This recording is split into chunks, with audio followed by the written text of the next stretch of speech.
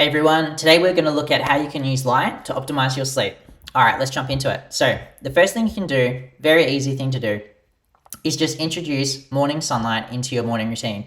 So as soon as you wake up in the morning, just get outside, and the aim is to have sunlight directly on your skin, and also having your eyes directly within sunlight as well. Obviously not looking at the sun, but just being in direct sunlight so that you can really absorb and get the benefits there. And what this is going to do is actually reduce melatonin, which is what you want to do in the morning. It reduces that sense of grogginess. You feel like you're not really with it in the morning, or moving a bit slow. And it also increases cortisol, which, everyone might be going, hey, wait a second, isn't that a bad thing?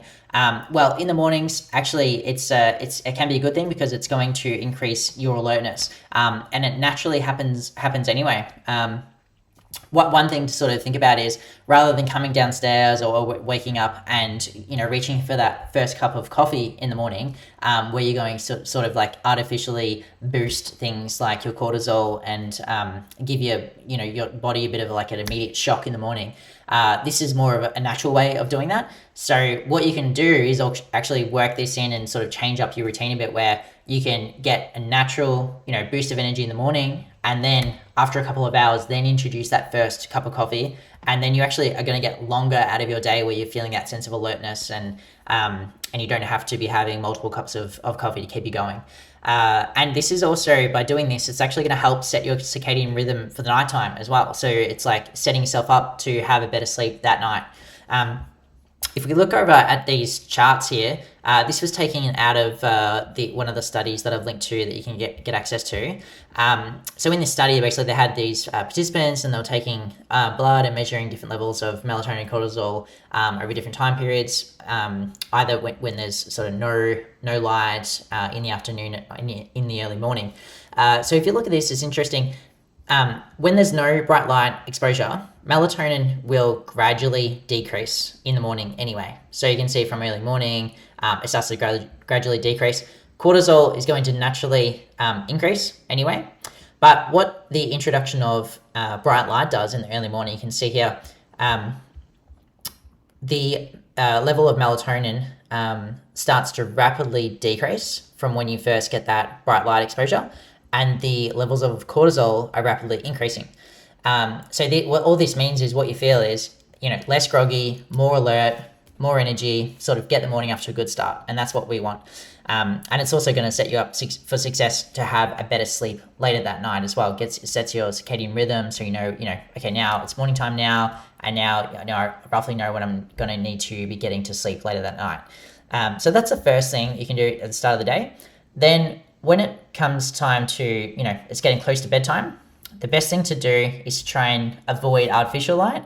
And then while you're sleeping, block out all light, basically. So, there's a heap of research that shows that light exposure at night suppresses melatonin. Melatonin's a hormone that regulates the sleep-wake cycle. It's like, it's a key thing, a factor to your not only getting to sleep, but your quality of sleep. There is a heap of research that shows that when you have, artificial light or light exposure during the night time, and your melatonin is suppressed, it actually really affects your sleep quality, the amount of REM sleep and deep sleep that you get, and can have a pretty bad effect on your overall health. So here's a link here. This is handy to dive into. This is a analysis of a whole bunch of studies that have looked into this. So there's some pretty good research backing this up, why this is important. A couple of articles that you can link to as well to find out some more info if you want to dive a bit deeper and get all the insights. But I guess the key thing is, there's a couple of things you can do about it. So a couple of resources you can get onto. If, for example, you're someone who, maybe you have a partner that likes to, have the TV on or some lights at night or whatever it might be, one thing you can do is just grab a sleep mask. They're pretty cheap and they work really well. It's surprising actually how much light they do block out. The only downside to this is you want to ideally have no light exposure to any of your body, any of your skin. So this is obviously just going to, cover your eyes and not sort out the rest of your body, but it is a good start. The next thing you can do, if you notice that you've got either early sunrise coming through your windows, waking you up, or you've got artificial light at nighttime, like street lights outside, you can use a blackout blind. These things are very handy. We use them, initially we got them because we had young kids that were waking up early with the light, and this really helped to improve their sleep, and you can get a good couple of extra hours of quality sleep just by putting out these blackout blinds if you have that problem of light coming through the windows. Another thing to do, as it's getting to nighttime, is just blocking out any sort of blue light, from whether you're watching TV or, device screens or whatever it might be. I think everybody's sort of gotten onto this and is getting onto the bandwagon with the blue light blockers. But yes, they can be very helpful, especially if you can't avoid, watching TV at night or whatever it might be, which is fair enough if you want to wind down and have some fun at nighttime. Part of this is looking at how do you apply these things into your routine. Everybody's probably got obstacles or blockers to doing this. For some people, even getting outside in the morning might not be easy at all. So I think it's just about find a way to work it into your routine. You definitely can do it. You just got to figure out how. I've got 2 small kids, and getting outside to getting sunlight when it's like the morning started and we've got to be getting breakfast ready and there's all these sort of things happening, getting ready for school, whatever.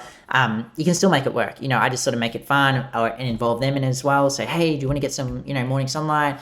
And we get outside and we kind of all get out there. You just kind of got to find a way to make it work for you, but it's definitely doable. If you're someone in an apartment building and it's tricky because maybe you don't have a balcony, you don't have a yard. Another thing to remember is the sunlight through windows is definitely not as effective. There's a lot of research that shows that the windows significantly reduces this as well. You really want to be outside, no windows, indirect sunlight. And we're talking about spending anywhere from sort of 5 to 20 minutes as well is shown to be the best.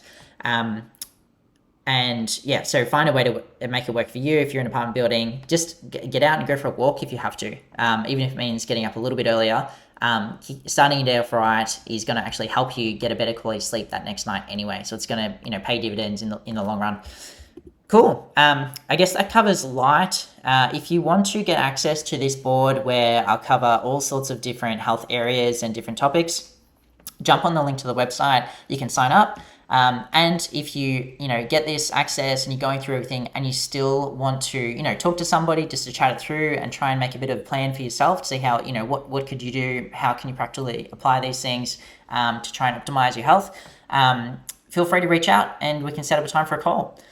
All right, everyone, take care. Thanks.